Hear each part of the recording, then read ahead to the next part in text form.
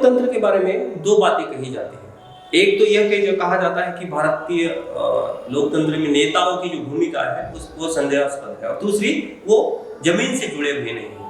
लेकिन ऐसे समय में, सेम समय में एक बात और आती है, वह है कि जो लेफ्ट पार्टीज है, वो सीपीआई हो, सीपीआई-एमएल हो, और जितनी भी लेफ्ट पार्टीज है, उनका लोगों से जुड़ाव बहुत ज्यादा है। मैं आपको एक उदाहरण के तौर पे बताता हूँ। जब किसानों का आंदोलन हुआ तो किसानों के आंदोलन की आवाज जैसी आई तो महाराष्ट्र के सड़कों पर जितने भी आंदोलनरत लोग थे उनके हाथ में लाल झंडे का आपको एक फ्लैग के तरफ फ्लैग का मार्च दिखा।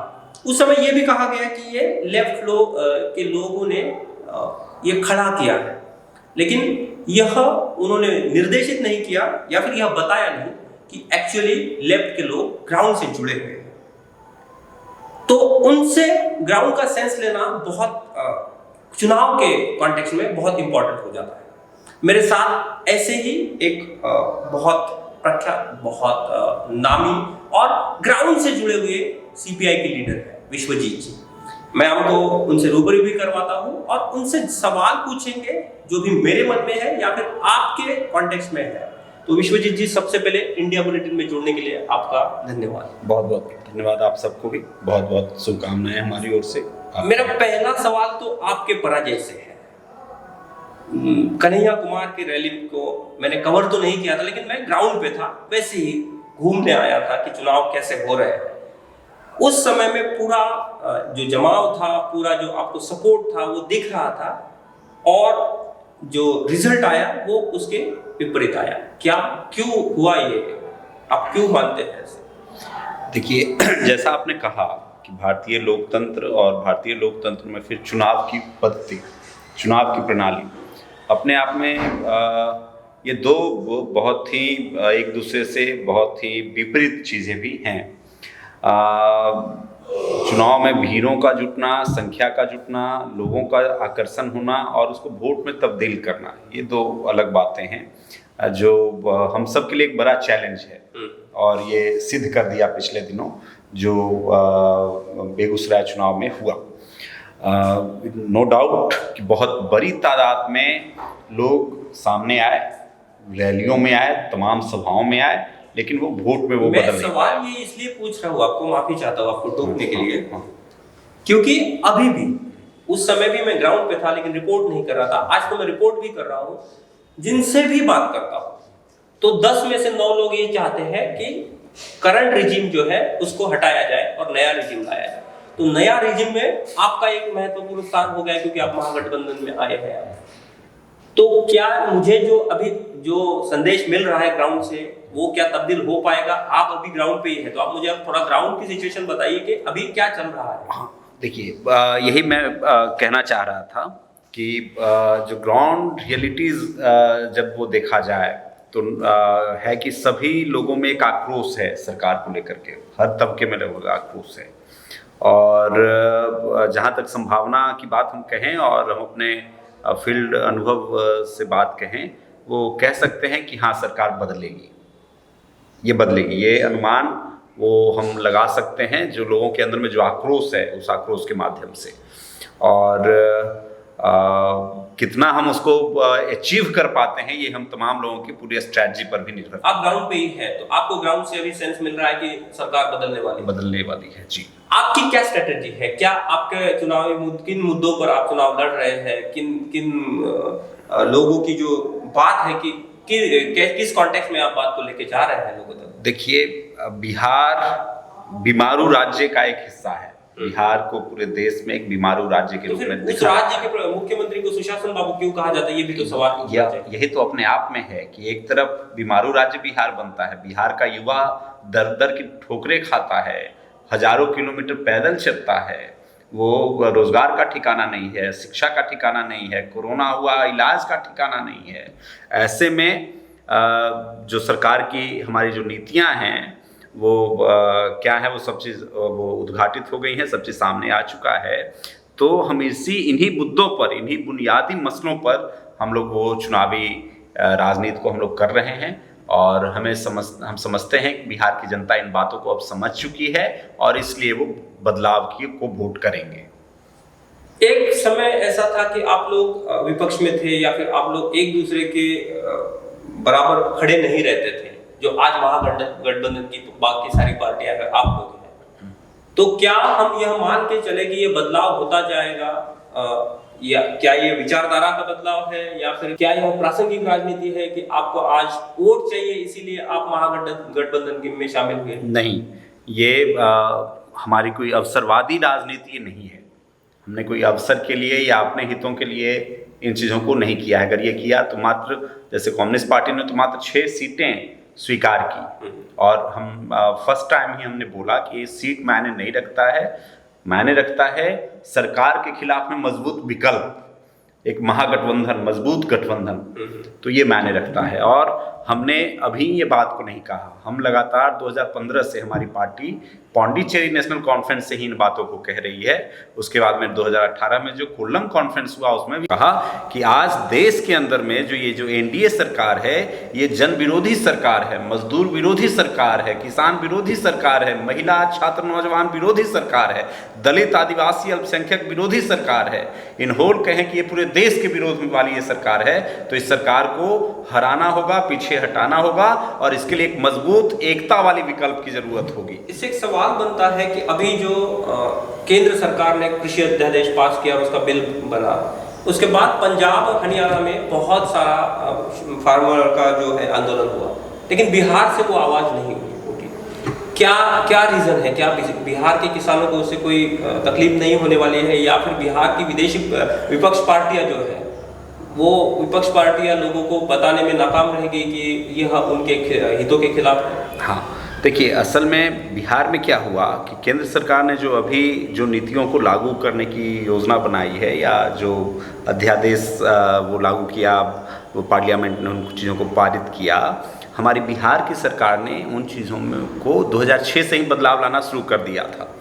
तो हमारे किसान यहाँ उन चीज़ों को झेल रहे हैं और वो झेलने के आदी हो गए हैं, तो उनको सीधा अभी नहीं बुझा रहा है कि हम पर क्या इफेक्ट करेगा, इसलिए वो इतने आक्रोश में नहीं आए हैं। और हरियाणा और पंजाब वो एग्रीकल्चर बेस्ड स्टेट्स है, उनके यहाँ वो सीधा नज़र आ रहा है किसानों को कि वो इस तरह से हमें वो नुकसान पहुँचाएगा। यहाँ धीरे धीरे इन बदलाव को ऑलरेडी वो कर चुके हैं, इसलिए बहुत नुकसान इनको नज़र नहीं आ रहा है। दूसरी बात यह भी सही है कि यहाँ हम लोग किसानों को उतना जागरूक करने में भी हम कामयाब नहीं हुए। हालांकि इसका कुछ न कुछ रिफ्लेक्शन वोट में जरूर मिलेगा, जो भी सरकार के खिलाफ में जाएगा। एक और इसी के से जुड़ता सवाल, लॉकडाउन हुआ और जब लोग पैदल चलना शुरू हुए, तो सड़कों पर किसी से भी बात की जाए तो हर तीसरा आदमी बिहार का था। बिहार सरकार ने यह कहा था कि हमारे पास संसाधन नहीं है तो हम एक्सेप्ट नहीं करेंगे। तो इन सारी घटनाओं का क्या मतदाताओं के मन पर कोई आपको असर दिख रहा है? क्या यह चीजें मतदान में रिफ्लेक्ट होगी, ऐसा लग रहा है आपको? बिल्कुल, यह सेंटिमेंट है, ये ग्राउंड लेवल का सेंटिमेंट है। इन चीज़ों पर वो जनता के बीच में बना हुआ है, आम लोगों के बीच में बना हुआ, काफ़ी गुस्से में है। लेकिन कठिनाई कहाँ है कि उनका रिफ्लेक्शन के लिए उनके पास में कोई टूल नहीं है कि वो रिफ्लेक्ट कर सके इन बातों को। तो चुनाव ये टूल होगा? हाँ, ये टूल होगा और वो वोट में वो नजर आएगा सामने। और इसके वो उनके पास टूल नहीं है। और दूसरी बात है कि सरकार अपनी प्रोपेगेंडा को बनाने में सरकार कामयाब हो रही है। सरकार उसमें तमाम जो केंद्र से लेकर के राज्य तक के जो मिनिस्टर हैं, हमारे प्राइम मिनिस्टर हैं, ये सब लग गए हैं, सब लगे हुए हैं। और तमाम टेलीविज़न और न्यूज़ चैनल्स लगे हुए हैं, तमाम मीडिया के जो वो क्षेत्र हैं वो लगे हुए हैं। क्यों कम पड़ते जा रहे हैं फिर वो लोग जिनको बात करनी है, समाज की बात करनी है, समाज के हितों की, वो लोग क्यों कम पड़ते जा रहे हैं? वो यह मैं बिहार के कॉन्टेक्स्ट में यह सवाल नहीं पूछ रहा हूँ, मैं ये सवाल पूछ रहा हूँ पूरे विश्व के कॉन्टेक्स्ट में कि ये जो उभार आया है राजनीति में, जो चुनावी चीज़ें हैं या फिर जो वो चीज़ें हैं जो झूठ बोली जाए फिर भी लोगों को बताई जाए, ये आपको पूरे विश्व में मिलेगा। वो ट्रंप हो, मोदी जी हो, मोदी जी ने तो भाषण में ही कई झूठ बोल दिए हैं, फिर भी उनको जो सपोर्ट है वो मिलता जा रहा है। तो क्या हमारा यूथ जो है या फिर हमारा जो सोशल पैराडॉक्स है उसमें कुछ बदलाव के निशान आपको दिख रहे हैं? देखिए, झूठ कामयाब इसलिए हो रहा है क्योंकि सच को सामने लाने वाले लोग कम पड़ रहे हैं, ये बात आपने कहा। और जब वो कम पड़ रहे हैं तो वो सिद्ध है कि वो कामयाब होंगे, झूठ कामयाब होगा। लेकिन ऐसा बात नहीं है कि ये लंबे दिनों तक ये चलेगा, चूँकि सच कहने वालों की संख्या अगर कम भी हो ना तो वो बहुत मारक होता है, बहुत घातक होता है, और वो घातक हो रहा है। आज हमारी एक साथी अनुराधा बासुन का द कश्मीर जो अखबार है उनका ऑफिस सील कर दिया है जम्मू कश्मीर, है ना। तो इसलिए वो हम घबराए हुए नहीं हैं, हम अपने आप में बहुत चिंतित भी नहीं हैं। हम समझ रहे हैं कि हमको सच बोलना है और सच पे चलना है और हम कामयाब होंगे। हमारी संख्या कम होने का कारण यह है कि भाई ये प्रभाव है, ये जो पूंजीवादी प्रभाव है यह तो होगा ना, वो तो होगा, वो सब लोग उसके आगोश में आएंगे, उसके शिकार होंगे, लोग हो रहे हैं, इस कारण से संख्या कम है। लेकिन संख्या कम होना मायने नहीं रखता है, मायने यह रखता है कि हम सच पे खड़े हैं या नहीं खड़े हैं। जब हम सच पे खड़े होंगे, हमारा एक बंदा भी होगा तो वो हिल जाएंगे, और वो हिलते हैं। एक सवाल आपके पार्टी के कॉन्टेक्स्ट में पूछना चाहता हूँ कि आपके पार्टी के कॉन्टेक्स्ट में, मतलब लेफ्ट के कॉन्टेक्स्ट में ये पूछा जाता है कि आपको खून की राजनीति में यकीन है या फिर इंटरेस्ट है। मेरा इतना स्टडी लेफ्ट प्रोसेस पे नहीं है तो मैं उस पर ना मेरा कोई स्टेटमेंट देता हूँ ना मैं बचता हूँ, क्योंकि मैंने उसको बहुत पढ़ा नहीं। ये क्यों कहा जाता है आपके बारे में, और ये क्यों लोगों को विश्वास दिलाता है, यह सेंटेंस लोगों को भी विश्वास दिलाता है, तो ये क्यों हुआ है, क्या उसका रीजन है? असल में आप जब वो हिस्ट्री में जाएंगे तो जब हमारी सबसे पहला जो एक पुस्तक आई जो हम क्या हैं हम लोग को बताया, वो हुआ कम्युनिस्ट मैनिफेस्टो, कम्युनिस्ट घोषणा पत्र। मिल जाएगा। तो वो कम्युनिस्ट घोषणा पत्र की शुरुआत ही इसी बात से होती है कि आज दुनिया को एक भूत सता रहा है। पोप, मैटरनिक, गीजो, ये तमाम लोग आक्रांत हैं उससे। वो कौन सा है शब्द भाई? तो वो कम्युनिस्ट है, ठीक है। तो ये जो है कि हम खूनी संघर्ष में यकीन करते हैं, ये हमारा दुष्प्रचार है, कहीं से हमारा कोई यकीन उसमें नहीं है।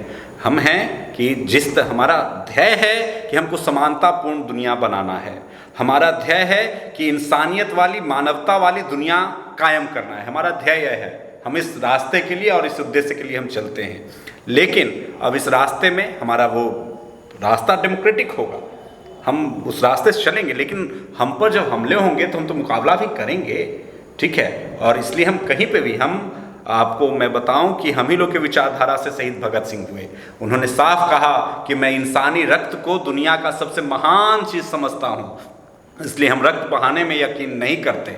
मजबूरी में हमारे पवित्र उद्देश्यों के लिए, बड़े उद्देश्यों के लिए जब कोई दुश्मन हम पर वो वार करेगा, हमारे पथ को रोकने का काम करेगा, तो मजबूरी में अगर हो जाए तो हो जाए। लेकिन हम को गिरफ्तार किया गया है, क्या कहना चाहते हैं?